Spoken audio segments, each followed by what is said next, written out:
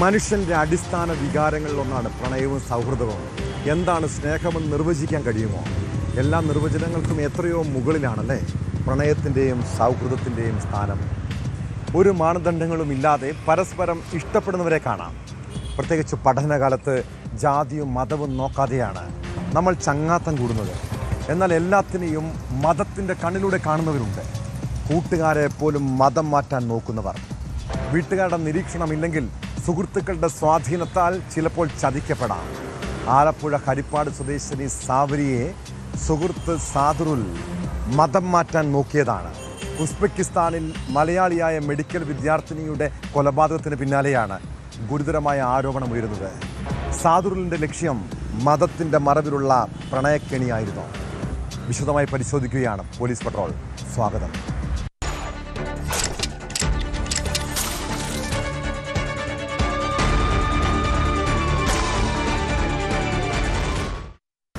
ആലപ്പുഴയിൽ നിന്ന് മെഡിക്കൽ പഠനത്തിനായി ഉസ്ബെക്കിസ്ഥാനിലേക്ക് യാത്ര പോകുമ്പോൾ മാതാപിതാക്കൾ സാവരിയയ്ക്ക് ചില ഉപദേശങ്ങളൊക്കെ നൽകിയിരുന്നു. പഠിച്ചു മിടുക്കിയായ ഒരു ഡോക്ടറാകണം, കൂട്ടുകെട്ടുകൾ ശ്രദ്ധിക്കണം. മലപ്പുറം സ്വദേശി സാദുറുളുമായുള്ള മകളുടെ സൗഹൃദത്തെക്കുറിച്ച് അറിഞ്ഞപ്പോഴേ വീട്ടുകാർക്ക് പല ആശങ്കകളുമുണ്ടായി. എന്നാൽ മകൾ വഴിതെറ്റി പോകില്ലെന്ന് അവർ ഉറച്ചു വിശ്വസിച്ചു. എന്നാൽ മനസ്സിൽ ചതി ഒളിപ്പിച്ചാണ് സാദുറുൽ ചങ്ങാത്തം കൂടിയതെന്ന് തിരിച്ചറിയാൻ സാവരിക്ക് കഴിഞ്ഞില്ല.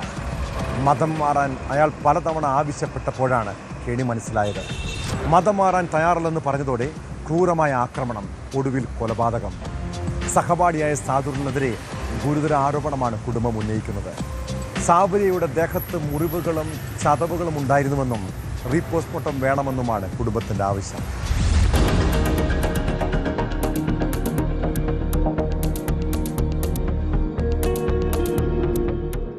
ഹരിപ്പാട് സ്വദേശിയായ സാവരിയ ബസന്തിനെ കൊലപ്പെടുത്തിയ സാദുറുൽ അനത്തിനെതിരെ ഗുരുതര ആരോപണങ്ങളാണ് പെൺകുട്ടിയുടെ കുടുംബം ഉയർത്തുന്നത്. സാവരിയയെ മതം മാറ്റാൻ സാദുറുൽ ശ്രമിച്ചുവെന്ന് ബന്ധുക്കൾ ആരോപിച്ചു. സാവരിയയുടെ ദേഹത്ത് മുറിവുകളും ചതവുകളും ഉണ്ടായിരുന്നു. കാൽ മുതൽ തലവരെ ചതച്ചു. ഒരു ലാപ്ടോപ്പ് കൊണ്ട് ഒരു നിമിഷം അടിച്ചു കൊന്നതൊന്നുമല്ല. സാവരിയയോട് മതം മാറാൻ പ്രതി സാദുറുൽ പലതവണ ആവശ്യപ്പെട്ടുവെന്നാണ് അവിടെയുള്ള കുട്ടികൾ പറഞ്ഞത്. ഇത് അവർ കണ്ടിട്ടുണ്ട്. എന്നാൽ സാവരിയ അതിന് സമ്മതിച്ചിരുന്നില്ല. അവസാന നിമിഷം എന്താണ് ഉണ്ടായതെന്ന് ആർക്കും അറിയില്ലെന്നാണ് ആ കുട്ടികൾ പറഞ്ഞതെന്നും ബന്ധു ജനീഷ് മാധ്യമങ്ങളോട് പറഞ്ഞു. കാലു മുതൽ തലവരെ ചതച്ചെടുത്തിട്ടുണ്ട്. ഒരു ലാപ്ടോപ്പ് കൊണ്ട് ഒരു നിമിഷം കൊണ്ട് അടിച്ചു കൊന്നതൊന്നുമല്ലത്. അപ്പൊ അവരെന്നോട് പറഞ്ഞത് വളരെ ബ്രൂട്ടലായിട്ട്, അത്രയും ബ്രൂട്ടലായിട്ടാണ് ഇത് ചെയ്തിരിക്കുന്നതെന്ന് പറഞ്ഞു. സംഭവത്തിൽ റീപോസ്റ്റ്മോർട്ടം വേണമെന്നും ഒരു കാരണവശാലും പ്രതി രക്ഷപ്പെടരുതെന്നും പെൺകുട്ടിയുടെ കുടുംബം പറയുന്നു. ചെക്കൻ രക്ഷപ്പെടരുത് എന്ന കാരണം കൊണ്ട് തന്നെയാണ് ഇവിടെ റീപോസ്റ്റ്മോർട്ടം ചെയ്ത് ഈ കേസ് രണ്ടാകാനും അത്രയും സ്ട്രോങ് ആയിട്ട് തന്നെ മുന്നോട്ട് പോകാൻ ഞങ്ങൾ തീരുമാനിച്ചു. കുഖാറ സ്റ്റേറ്റ് മെഡിക്കൽ യൂണിവേഴ്സിറ്റിയിലെ 1ാം വർഷ വിദ്യാർത്ഥികളായിരുന്നു സാവരിയയും സദറുളും. സാവരിയയും സദറുളും തമ്മിൽ സംസാരിച്ചു നിൽക്കുന്നതിനിടെ പെട്ടെന്നുണ്ടായ പ്രകോപനത്തെ തുടർന്ന് പ്രതി പെൺകുട്ടിയുടെ തലയ്ക്ക് ലാപ്ടോപ്പ് കൊണ്ട് അടിക്കുകയായിരുന്നെന്നാണ് വിവരം. കഴിഞ്ഞ വെള്ളിയാഴ്ചയായിരുന്നു ആക്രമണം. തുടർന്ന് പ്രതി തന്നെ സാവരിയയെ അവിടുത്തെ മെഡിക്കൽ കോളേജ് ആശുപത്രിയിൽ പ്രവേശിപ്പിച്ചു. എന്നാൽ ചികിത്സയിലിരിക്കെ സാവരിയ ശനിയാഴ്ച മരിക്കുകയായിരുന്നു. മൃതദേഹം നാട്ടിലെത്തിച്ചിട്ടുണ്ട്. സംഭവത്തിൽ പിതാവ് ബസന്ത് ജില്ലാ പോലീസ് മേധാവിക്ക് പരാതി നൽകിയിരുന്നു. തുടർന്നാണ് പ്രതിക്കെതിരെ കൊലക്കുറ്റം ചുമത്തി ഹരിപ്പാട് പോലീസ് കേസെടുത്തത്.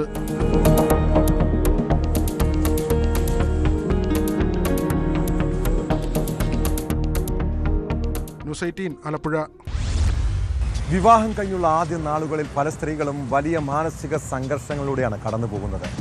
പുതിയ ചുറ്റുപാടുകളും ഭർത്തൃവീട്ടിലെ ഒറ്റപ്പെടലും അവരിൽ പിരിമുറുക്കങ്ങൾ സൃഷ്ടിക്കാം. അതിൻ്റെ വിവാഹശേഷം ഭർത്താവ് വിദേശത്തേക്ക് പോയാലോ പിന്നെ വല്ലാത്തൊരു ശൂന്യതയായിരിക്കും.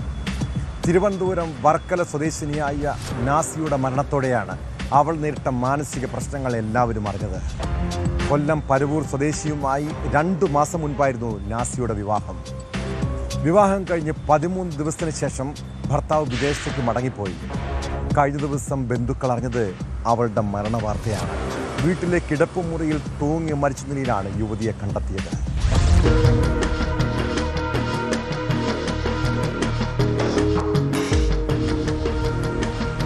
വീട്ടിലെ കിടപ്പുമുറിയിലാണ് ബുധനാഴ്ച വൈകിട്ട് നാസിയ ആത്മഹത്യക്ക് ശ്രമിച്ചത്.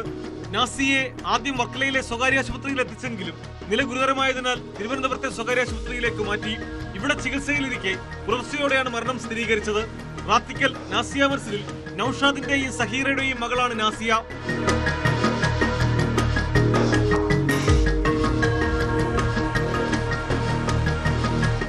2 മാസം മുമ്പായിരുന്നു 19കാരിയായ നാസിയയും കൊല്ലം പരവൂർ തെക്കുഭാഗം സ്വദേശിയായ അൻസറും തമ്മിലുള്ള വിവാഹം കഴിഞ്ഞ് 13 ദിവസം പിന്നിട്ടപ്പോഴേക്കും അൻസർ ജോലി സംബന്ധമായി കുവൈറ്റിലേക്ക് പോയിരുന്നു. ഭർത്താവിൽ നിന്ന് അകന്നു നിൽക്കേണ്ടി വന്നതിനെ തുടർന്ന് നാസിയ മാനസിക വിഷമത്തിലായിരുന്നുവെന്നാണ് വീട്ടുകാർ പോലീസിന് നൽകിയ മൊഴി. വിവാഹം കഴിഞ്ഞ് 2 മാസം മാത്രമായതിനാൽ നിയമ നടപടികളുടെ ഭാഗമായി RDOയുടെ സാന്നിധ്യത്തിലായിരിക്കും ഇൻക്വസ്റ്റ് നടപടികൾ നടക്കുക. തുടർന്ന് മൃതദേഹം തിരുവനന്തപുരം മെഡിക്കൽ കോളേജ് ആശുപത്രിയിൽ പോസ്റ്റ്മോർട്ടത്തിന് ശേഷം ബന്ധുക്കൾക്ക് വിട്ടുകൊടുക്കും. സംഭവത്തിൽ കൂടുതൽ അന്വേഷണം നടത്തിവരുന്നതായി വർക്കല പോലീസ് അറിയിച്ചു.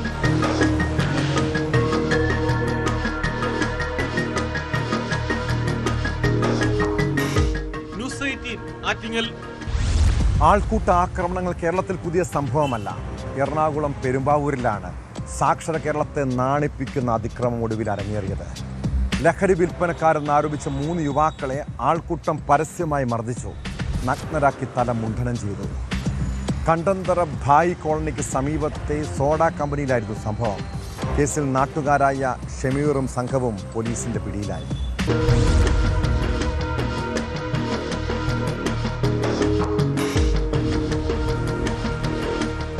ഓപ്പറേഷൻ തൂഫാന്റെ പേര് പറഞ്ഞ് നിയമം കയ്യിലെടുക്കരുതെന്ന് പലകുറി ആവർത്തിച്ചതാണ് പോലീസ്. എന്നാൽ പെരുമ്പാവൂരിൽ നടന്നത് കൊടും ക്രൂരത. സോഡ കമ്പനിയിലെ സൂപ്പർവൈസർ ആവശ്യപ്പെട്ടത് പ്രകാരമാണ് പെരുമ്പാവൂർക്കാരനായ ആൽവിൻ, അൽഫാസ്, ഗോകുൽ എന്നിവർ കണ്ടന്തറയിലെ കമ്പനിയിലെത്തിയത്. മൂവർക്കും നേരത്തെ ഇതേ കമ്പനിയിൽ ജോലി ചെയ്ത് പരിചയമുണ്ടായിരുന്നു. വൈകിട്ട് 4:30 ആദ്യമെത്തിയ അൽഫാസിനെയും ഗോകുലിനെയും കമ്പനിക്ക് മുന്നിൽ ഷമീറും സംഘവും തടഞ്ഞു. ലഹരി വിൽപ്പനയ്ക്കെത്തിയതല്ലേ എന്ന് ചോദിച്ച മുഖത്തടിച്ചു, മർദ്ദിച്ചു, അസഭ്യം പറഞ്ഞു. ജോലിക്കെത്തിയെന്ന് പറഞ്ഞിട്ടും കേട്ടില്ല. പിന്നാലെ എത്തിയ ആൽവിനെയും സമാന രീതിയിൽ ഉപദ്രവിച്ചു. തുടർന്ന് കമ്പനിക്കുള്ളിൽ ഇതര സംസ്ഥാനക്കാർ താമസിക്കുന്ന ഷെഡിൽ കയറ്റി വാതിലടച്ചു. അകത്തുണ്ടായിരുന്ന ഇതര സംസ്ഥാനക്കാരനെ പുറത്താക്കി. വാതിലിന്റെ പട്ടിക വെച്ച് യുവാക്കളെ മർദ്ദിച്ചു. ആൽവിനെയും അൽഫാസിനെയും നഗ്നരാക്കി. തുടർന്നാണ് മൂവരെയും റോഡിലേക്ക് വലിച്ചിഴച്ചിറക്കിയത്.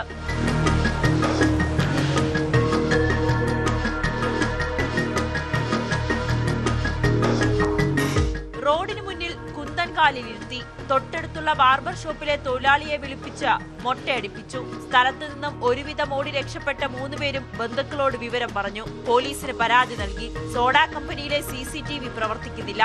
സംഭവത്തിൽ കലാപം സൃഷ്ടിച്ചതിനും അന്യായമായി സംഘം ചേർന്നതിനും മർദ്ദിച്ചതിനും യുവാക്കളെ തടഞ്ഞുവെച്ചതിനുമടക്കം കേസെടുത്ത പോലീസ് പ്രതികളെ എല്ലാവരെയും പിടികൂടി. കണ്ടന്തറയിൽ തന്നെ താമസിക്കുന്ന ഷമീറിന്റെ നേതൃത്വത്തിലായിരുന്നു മർദ്ദനം. എല്ലാവരുടെയും അറസ്റ്റും രേഖപ്പെടുത്തി. മർദ്ദനമേറ്റ ആൽവിൻ നേരത്തെ ലഹരി ഉപയോഗിച്ച കേസിൽ അറസ്റ്റിലായിട്ടുണ്ട്.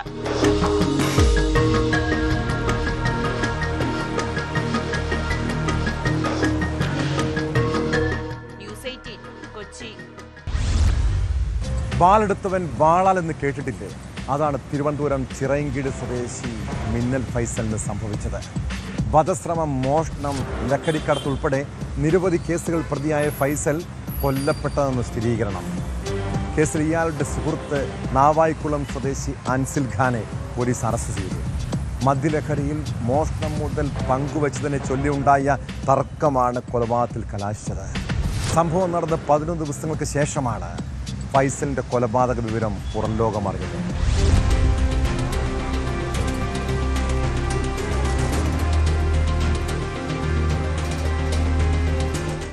ചിറയൻകീഴ്, മംഗലപുരം, ആറ്റിങ്ങൽ, കഠിനംകുളം, ചാത്തന്നൂർ എന്നീ പോലീസ് സ്റ്റേഷനുകളിൽ മോഷണം, വധശ്രമം, NDPS തുടങ്ങി 26 കേസുകളിലെ പ്രതിയായിരുന്നു കൊല്ലപ്പെട്ട മിന്നൽ ഫൈസൽ. ഇയാൾക്കെതിരെ കാപ്പ നടപടി ഉൾപ്പെടെ സ്വീകരിച്ചിട്ടുണ്ട്. ഏതാനും മാസങ്ങൾക്ക് മുമ്പ് ജയിലിൽ നിന്ന് പുറത്തിറങ്ങിയ ഫൈസൽ മുട്ടപ്പലം പ്രാഥമിക ആരോഗ്യ കേന്ദ്രത്തിന് സമീപത്തുള്ള ഒരു വീട്ടിൽ താമസിച്ചു വരികയായിരുന്നു. അടുത്ത കാലത്ത് മിന്നൽ ഫൈസലും അൻസിൽ ഖാനും ചേർന്ന് ചിറയൻകീഴ് ഭാഗത്ത് മോഷണങ്ങൾ നടത്തി. ഈ കേസുകളിൽ പോലീസ് അന്വേഷണം നടത്തിവരികയായിരുന്നു. തമിഴ്നാട് NDPS കേസിലും കല്ലമ്പലം പോലീസ് സ്റ്റേഷനിൽ വധശ്രമ കേസിലും പ്രതിയായ അൻസിൽ ഖാനും ഫൈസലും ഒപ്പം ചേർന്നാണ് മോഷണങ്ങൾ നടത്തിയിരുന്നത്. ജൂൺ 20-ന് അർദ്ധരാത്രി ഫൈസൽ താമസിച്ചിരുന്ന വീട്ടിൽ വെച്ച് ഇരുവരും മദ്യപിക്കുകയും മോഷണം മുതൽ പങ്കിടുന്നതിൽ തർക്കമുണ്ടാവുകയും ചെയ്തു. തുടർന്ന് അൻസിൽ ഖാൻ വെട്ടുകത്തി ഉപയോഗിച്ച് ഫൈസലിനെ കൊലപ്പെടുത്തുകയായിരുന്നുവെന്നാണ് പോലീസ് പറയുന്നത്. ഇതിനുശേഷം പ്രതി അവിടെ നിന്നും കടന്നു കളയുകയായിരുന്നു. മിന്നൽ ഫേസിലെ മരണം കൊലപാതകമാണെന്ന് വെളിവാകുകയും ആര് കൊന്നു എന്നുള്ളത് ഒരു സംശയമായി നമ്മുടെ മുന്നിൽ നിൽക്കുകയുമായിരുന്നു. പ്രതിയെ കണ്ടുപിടിക്കാൻ കഴിഞ്ഞു, പ്രതിയെ നിയമത്തിന് മുന്നിൽ കൊണ്ടുവരാൻ കഴിഞ്ഞു. ഈ മോഷണം ഇവർ തമ്മിൽ ഒന്നിച്ച് മോഷണം നടത്തിയിട്ടുണ്ട്. ആ മോഷണവുമായി ബന്ധപ്പെട്ട മുതലുകൾ ഡിവൈഡ് ചെയ്യുന്നതുമായി ബന്ധപ്പെട്ട തർക്കമാണ് കൊലപാതകത്തിൽ കലാശിച്ചതെന്നാണ് അന്വേഷണത്തിൽ വെളിവായിട്ടുള്ളത്. 11 ദിവസത്തോളം ആരും ഒന്നും അറിഞ്ഞിരുന്നില്ല. ജൂലൈ 1 രാവിലെ ഫൈസലിന്റെ വീടിന് സമീപത്തെ പുരയിടത്തിൽ കപ്പ പറിക്കാനായി എത്തിയവർ ദുർഗന്ധം അനുഭവപ്പെട്ടതിനെ തുടർന്ന് നടത്തിയ പരിശോധനയിൽ അഴുകിയ നിലയിൽ മൃതദേഹം കണ്ടെത്തുകയും പോലീസിനെ വിവരമറിയിക്കുകയും ചെയ്തു. തെളിവുകളൊന്നും ഇല്ലാതിരുന്ന കേസിൽ നിരവധി പേരെ ചോദ്യം ചെയ്തും CCTV ക്യാമറകൾ പരിശോധിച്ചുമാണ് പ്രതിയിലേക്ക് എത്തിയത്. എന്നാൽ പ്രതി മൊബൈൽ ഫോൺ ഉപയോഗിക്കാതിരുന്നതും അന്വേഷണത്തിന് വെല്ലുവിളിയായി. പ്രതി അൻസിൽ ഖാനെ നാവായിക്കുളത്ത് നിന്നാണ് പോലീസ് പിടികൂടിയത്. റൂറൽ ജില്ലാ പോലീസ് മേധാവി BK പ്രശാന്തിന്റെ നിർദ്ദേശപ്രകാരം ആറ്റിങ്ങൽ DYSP G സന്തോഷ് കുമാറിന്റെ നേതൃത്വത്തിലുള്ള അന്വേഷണ സംഘമാണ് പ്രതിയെ പിടികൂടിയത്.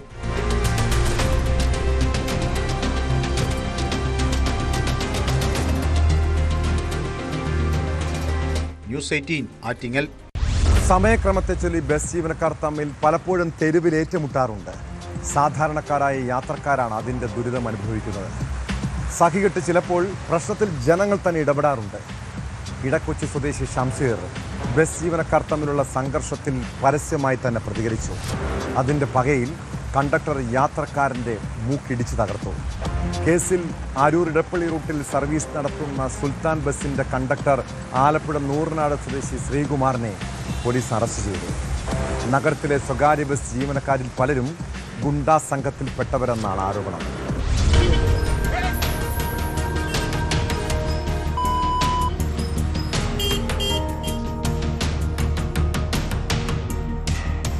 നടു റോഡിൽ അരങ്ങേറിയത് സ്വകാര്യ ബസ് ജീവനക്കാരുടെ ഗുണ്ടായിസം.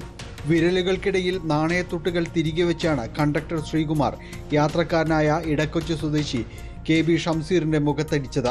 ഷംസീറിന്റെ മൂക്കിന്റെ പാലം തകർന്നു, വലത് കവിളിനും മുറിവേറ്റു. ഷംസീർ സഞ്ചരിച്ചിരുന്ന NPS എന്ന ബസ്സിലെ കണ്ടക്ടറെ സുൽത്താൻ ബസിന്റെ ഡ്രൈവർ അനുരാജ് ഇടിവള കൊണ്ട് തലക്കിടിച്ച് പരിക്കേൽപ്പിക്കുകയും ചെയ്തു. ഇയാൾ ഒളിവിലാണ്. പ്രതിക്കായി പാലാരിവട്ടം പോലീസ് തിരച്ചിൽ ഊർജിതമാക്കിയിട്ടുണ്ട്.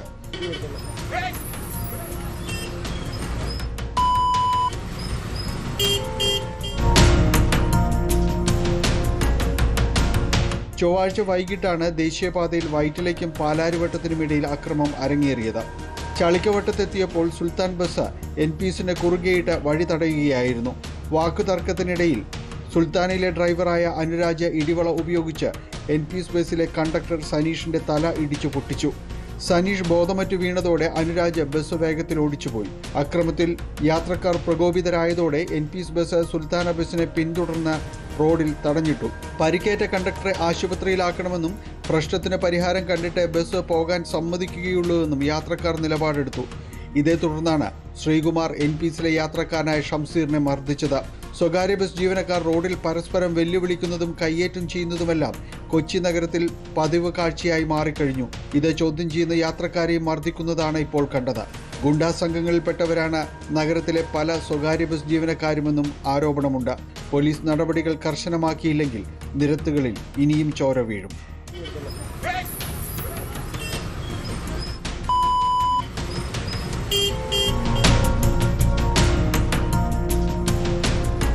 ന്യൂസ് 18 കൊച്ചി. +1 ക്ലാസ് ആരംഭിച്ചതോടെ സംസ്ഥാനത്തെ പല സ്കൂളുകളിൽ നിന്നും റാഗിംഗ് പരാതികൾ ഉയരുന്നുണ്ട്. സീനിയർ വിദ്യാർത്ഥികൾ +1കാരെ അകാരണമായി മർദ്ദിക്കുകയാണ്. കാസർഗോഡ് ജില്ലയിലെ കുമ്പളയ്ക്കും ഇടനീരിനും പിന്നാലെ വെള്ളൂരിലും റാഗിംഗ് പരാതി.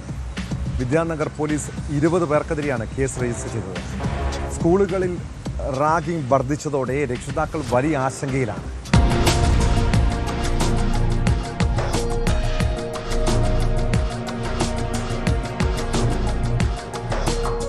+1 ക്ലാസുകൾ ആരംഭിച്ചതിനു പിന്നാലെ കാസർഗോഡ് ജില്ലയിൽ സ്കൂളുകളിൽ റാഗിംഗ് വ്യാപകമാകുന്നു. കുമ്പള ഗവൺമെന്റ് ഹയർ സെക്കൻഡറി സ്കൂളിലെ 9ാം ക്ലാസ് വിദ്യാർത്ഥിയും എടനീർ ഗവൺമെന്റ് ഹയർ സെക്കൻഡറി സ്കൂളിൽ +1 വിദ്യാർത്ഥിയും ക്രൂരമായ അക്രമത്തിന് ഇരയായതിനു പിന്നാലെ വെള്ളൂർ ഗവൺമെന്റ് ഹയർ സെക്കൻഡറി സ്കൂളിലും റാഗിംഗ് നടന്നു. വെളിഞ്ച സ്വദേശിയും വെള്ളൂർ സ്കൂളിലെ +1 വിദ്യാർത്ഥിയുമായ 16കാരനാണ് അക്രമത്തിന് ഇരയായത്. ഷർട്ടിന്റെ മുകളിലത്തെ ബട്ടൺ ഇട്ടില്ലെന്ന് പറഞ്ഞ് 4 +2 വിദ്യാർത്ഥികൾ ചേർന്നാണ് +1 വിദ്യാർത്ഥിയെ ചവിട്ടുകയും അടിക്കുകയും ചെയ്തത്. അക്രമത്തിനിരയായ വിദ്യാർത്ഥിയെ മുള്ളേരിയ ആശുപത്രിയിൽ പ്രവേശിപ്പിച്ചു. അക്രമം സംബന്ധിച്ച് സ്കൂൾ അധികൃതരും വിദ്യാർത്ഥിയും ആദൂർ പോലീസിൽ പരാതി നൽകി.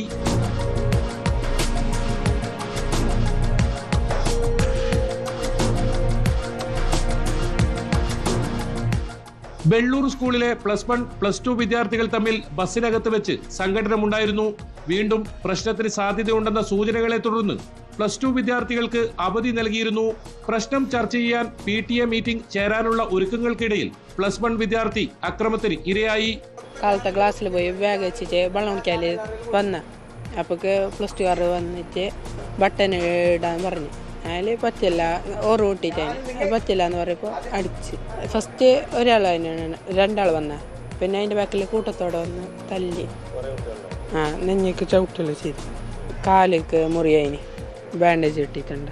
എടനീർ ഗവൺമെന്റ് ഹയർ സെക്കൻഡറി സ്കൂളിൽ ചൊവ്വാഴ്ച ഉച്ചയ്ക്ക് 11 മണിയോടെ അക്രമത്തിനിരയായ +1 വിദ്യാർത്ഥിയുടെ പരാതിയിൽ +2 വിദ്യാർത്ഥികളായ 20 പേർക്കെതിരെ വിദ്യാനഗർ പോലീസ് കേസെടുത്തു. പരാതിക്കാരനായ വിദ്യാർത്ഥിയെ തടഞ്ഞു നിർത്തി കൈപിടിച്ച് തിരിക്കുകയും തള്ളിയിട്ട് ചവിട്ടി പരിക്കേൽപ്പിക്കുകയും ചെയ്തുവെന്നാണ് case. Kumbla government higher secondary സ്കൂളിലെ 9ാം ക്ലാസ് വിദ്യാർത്ഥിയായ ഒളയം സ്വദേശി കഴിഞ്ഞ ദിവസമാണ് അക്രമത്തിനിരയായത്. സ്കൂൾ വിട്ട് വീട്ടിലേക്ക് മടങ്ങുകയായിരുന്ന വിദ്യാർത്ഥിയെ പിന്തുടർന്നെത്തിയ 10ാം ക്ലാസ് വിദ്യാർത്ഥികൾ താക്കോൽ കൊണ്ട് കുത്തുകയും മർദ്ദിക്കുകയുമായിരുന്നു. ക്ലാസ് നടക്കുന്ന സമയത്ത് പുറത്തേക്ക് ഇറങ്ങി വരാൻ ആവശ്യപ്പെട്ടിട്ടും അതിന് തയ്യാറാകാത്ത വിരോധമാണ് അക്രമത്തിന് ഇടയാക്കിയതെന്ന് പറയുന്നു.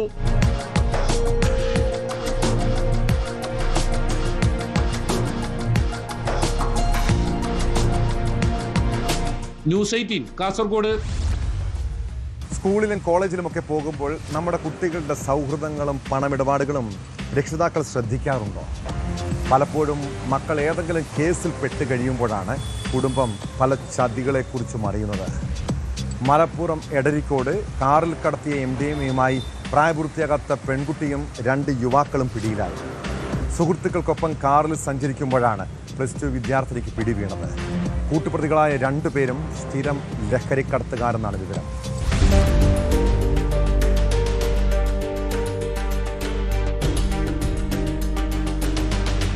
എടരിക്കോട് മമ്മാലിപ്പടിയിൽ കൽപ്പകഞ്ചേരി പോലീസ് നടത്തിയ വാഹന പരിശോധനയ്ക്കിടെയാണ് MDMAയുമായി പ്രായപൂർത്തിയാകാത്ത ഒരു പെൺകുട്ടിയടക്കം 3 പേരെ പിടികൂടിയത്.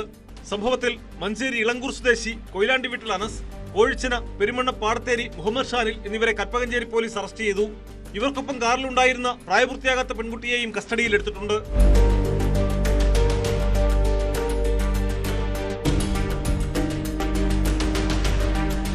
ഹുണ്ടായി ക്രെറ്റ കാറിലാണ് പ്രതികൾ MDMAയുമായി സഞ്ചരിച്ചിരുന്നത്. ഈ കാറും കസ്റ്റഡിയിലെടുത്തു. പ്രതികളിൽ നിന്ന് 1.24 ഗ്രാം MDMAയാണ് പിടിച്ചെടുത്തത്. രഹസ്യവിവരത്തിന്റെ അടിസ്ഥാനത്തിലായിരുന്നു പരിശോധന. സംഭവത്തിൽ പോലീസ് അന്വേഷണം ഊർജിതമാക്കിയിട്ടുണ്ട്.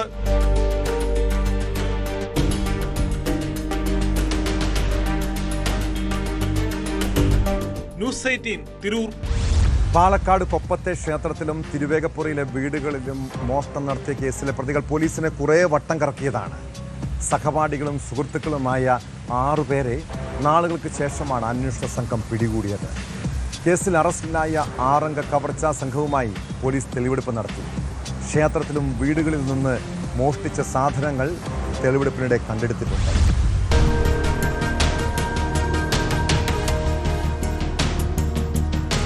കൊപ്പം കരിങ്ങനാട് കരിപ്പമണ്ണ ശിവക്ഷേത്രത്തിലും തിരുവേഗപ്പുറ വെളുത്തൂരിലെ വീടുകളിലും മോഷണം നടത്തിയ കേസിൽ പിടിയിലായ സംഘവുമായാണ് പോലീസ് തെളിവെടുപ്പ് നടത്തിയത്. സഹപാഠികളും സുഹൃത്തുക്കളുമായ 6 പേരെയാണ് ഈ മാസം 4-ന് കൊപ്പം പോലീസ് പിടികൂടിയത്. കരിങ്ങനാട് കരിപ്പമണ്ണ ക്ഷേത്രത്തിൽ നിന്ന് വോട്ടറുകൾ ഉൾപ്പെടെയുള്ള പാത്രങ്ങളും വിളക്കുകളും അടക്കമാണ് മോഷ്ടിച്ചത്. വെളുത്തൂരിലെ വീടുകളിൽ നിന്നായി പാത്രങ്ങളും അടക്കയും സംഘം മോഷ്ടിച്ചിരുന്നു. കേസിൽ പിടിയിലായ പട്ടിത്തറ ആലൂർ സ്വദേശികളായ ആദിത്യൻ, മുഹമ്മദ് ഷിബിൽ, അശ്വിൻ, ശ്രീഹരി, തലക്കശ്ശേരി സ്വദേശി നവദത്ത്, കരിങ്ങനാട് സ്വദേശി വൈഷ്ണവ് എന്നിവരെയാണ് സംഭവ സ്ഥലങ്ങളിലെത്തിച്ച് കൊപ്പം പോലീസ് തെളിവെടുപ്പ് നടത്തിയത്.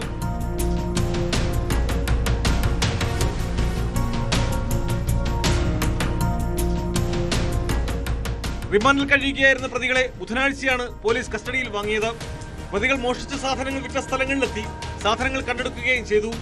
എടപ്പാൾ, പൂനമൂച്ചി, ഓങ്ങല്ലൂർ, കള്ളാടിപ്പറ്റ, ചെമ്പ്ര, കൊപ്പം എന്നിവിടങ്ങളിലും പോലീസ് സംഘം തെളിവെടുപ്പിനായി എത്തി. SI അനന്തകൃഷ്ണന്റെ നേതൃത്വത്തിലുള്ള സംഘമാണ് തെളിവെടുപ്പ് നടത്തിയത്.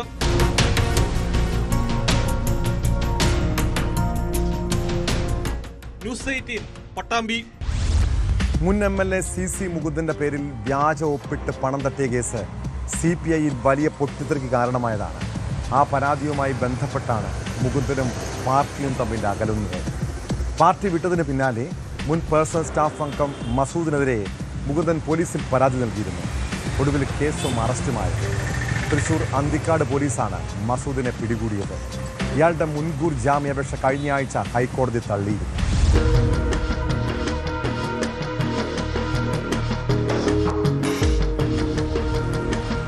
ഒളിവിൽ കഴിയുന്നതിനിടയിലാണ് മസൂദ് കെ വിനോദ് പോലീസ് വലയിലായത്. അന്തിക്കാട് പോലീസാണ് പ്രതിയെ പിടികൂടിയത്. CC മുകുന്ദന്റെ വ്യാജ ഒപ്പിട്ട് പണം തട്ടിയെന്നതാണ് മസൂദിനെതിരായ പരാതി. പോലീസ് കേസെടുത്ത് മാസങ്ങൾ കഴിഞ്ഞിട്ടും മസൂദിനെ അറസ്റ്റ് ചെയ്തിരുന്നില്ല. ഹൈക്കോടതി കഴിഞ്ഞയാഴ്ച മസൂദിന്റെ മുൻകൂർ ജാമ്യാപേക്ഷ തള്ളിയിരുന്നു. ഇതോടെയാണ് പോലീസ് അന്വേഷണം ഊർജിതമാക്കിയത്.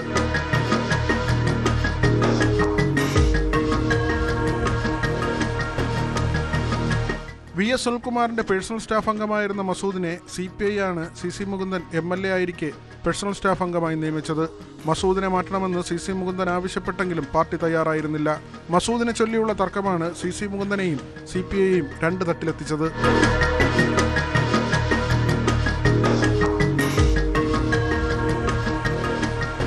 ന്യൂസ് 18 തൃശൂർ. ഇടുക്കിയിൽ 5 വർഷം മുൻപ് വനംവകുപ്പ് പിടിച്ചെടുത്ത JCB വിട്ടുകൊടുക്കാത്തതിൽ ഉടമയുടെ ആത്മഹത്യാ ഭീഷണി. JCBക്കുള്ളിൽ കയറി യുവാവ് പെട്രോൾ ഒഴിച്ചത് ആശങ്ക പരത്തി. കഞ്ഞിക്കുഴി സ്വദേശി അജീഷാണ് ആത്മഹത്യാ ഭീഷണി മുഴക്കിയത്. JCB പിടിച്ചിട്ടതോടെ വലിയ കടബാധ്യതയായെന്നും ജീവിതം തകർന്നുവെന്നുമാണ് അജീഷിന്റെ ആരോപണം. പ്രശ്നം പരിഹരിക്കാമെന്ന ഉറപ്പിന്മേലാണ് ഒടുവിൽ പ്രതിഷേധം അവസാനിപ്പിച്ചത്. വണ്ടി നോക്കിട്ടേക്കുന്നേ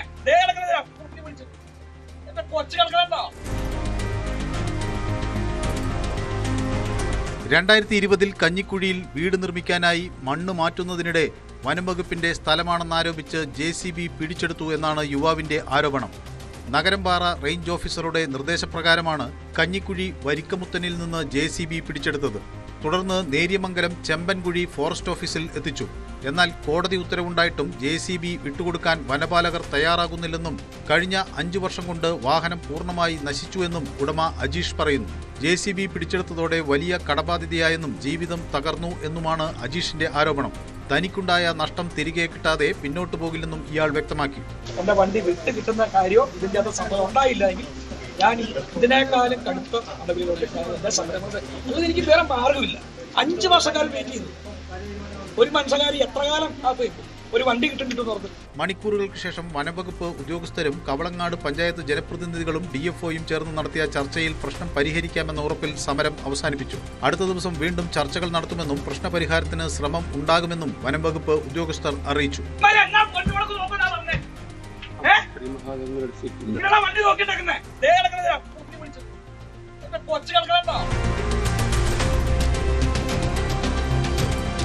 ന്യൂസ് 18 ഇടുക്കി. കുറ്റകൃത്യങ്ങളുടെ മറ്റു ചില വാർത്തകൾ ചുരുക്കത്തിൽ. PSC ക്രമക്കേട് അന്വേഷിക്കാൻ ക്രൈംബ്രാഞ്ചിന്റെ നേതൃത്വത്തിൽ പ്രത്യേക അന്വേഷണ സംഘത്തിന് രൂപം നൽകി. ക്രൈംബ്രാഞ്ച് IG അജിത ബീഗത്തിന്റെ നേതൃത്വത്തിലുള്ള സംഘത്തിൽ SP സക്രിയ മാത്യു, DYSP G അജയ്നാഥ് എന്നിവരുമുണ്ട്.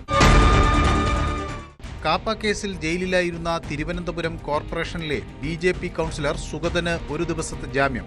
സത്യപ്രതിജ്ഞ അസാധുവായ സാഹചര്യത്തിൽ വീണ്ടും സത്യപ്രതിജ്ഞ ചെയ്യാൻ ജൂലൈ 13 വൈകിട്ട് 5 മുതൽ ജൂലൈ 14 രാത്രി 9 വരെയാണ് നെടുമങ്ങാട് കോടതി ജാമ്യം അനുവദിച്ചത്. അതേസമയം കാപ്പ കേസിൽ കൂടി ജാമ്യം ലഭിച്ചാലേ സുഗതന് പുറത്തിറങ്ങാൻ കഴിയും. നെയ്യാറ്റിൻകര ജനറൽ ആശുപത്രിയിൽ ചികിത്സാ പിഴവിനെ തുടർന്ന് യുവാവ് മരിച്ചതായി പരാതി. നെഞ്ചുവേദനയുമായി വന്ന നെയ്യാറ്റിൻകര സ്വദേശി രാജേഷിന്റെ മരണത്തിൽ പ്രതിഷേധവുമായി നാട്ടുകാർ രംഗത്ത്. വിദ്യാർത്ഥികൾക്ക് നിരോധിത പുകയില ഉൽപ്പന്നങ്ങൾ വിൽക്കുന്നതിനിടെ 2 പേരെ പുനലൂർ റെയിൽവേ പോലീസ് പിടികൂടി. പിടിയിലായത് തമിഴ്നാട് രാമനാഥപുരം സ്വദേശിയായ രജിക് അഹമ്മദ്, അസറുദ്ദീൻ ആരിഫ് എന്നിവർ.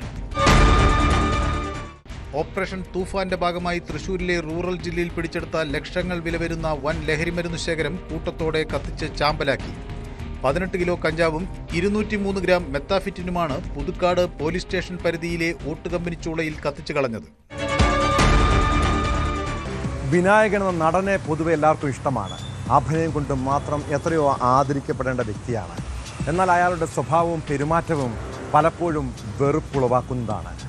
കഴിഞ്ഞ ദിവസം ഒരാൺകുട്ടി വിനായകൻ്റെ ഓട്ടോഗ്രാഫ് വാങ്ങാൻ പോയപ്പോഴുള്ള കാഴ്ച കണ്ടതല്ലേ? ഒരു കുട്ടിയോട് പോലും ഇങ്ങനെ പെരുമാറുന്ന അയാൾ ഒരു മനുഷ്യനാണോ?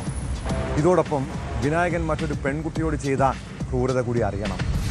വിനായകനെ വിമർശിച്ച് ഫേസ്ബുക്ക് പോസ്റ്റിട്ടയാളുടെ പ്രായപൂർത്തിയാകാത്ത മകളുടെ ചിത്രം ഫേസ്ബുക്കിൽ പങ്കുവച്ചുള്ള പ്രതികാരം. ആലപ്പുഴ സ്വദേശി വിനായകനെതിരെ ബാലാവകാശ കമ്മീഷന് പരാതി നൽകി. സ്ത്രീത്വത്തെ അപമാനിച്ചെന്ന പരാതിയിൽ നടനെതിരെ മാവേലിക്കര പോലീസ് കേസെടുത്തിട്ടുണ്ട്. ഇതുപോലെ കുട്ടികളോട് പോലും മാന്യത കാണിക്കാത്ത വിനായകൻ ഒരു സാമൂഹ്യ ദ്രോഹിയാണ്.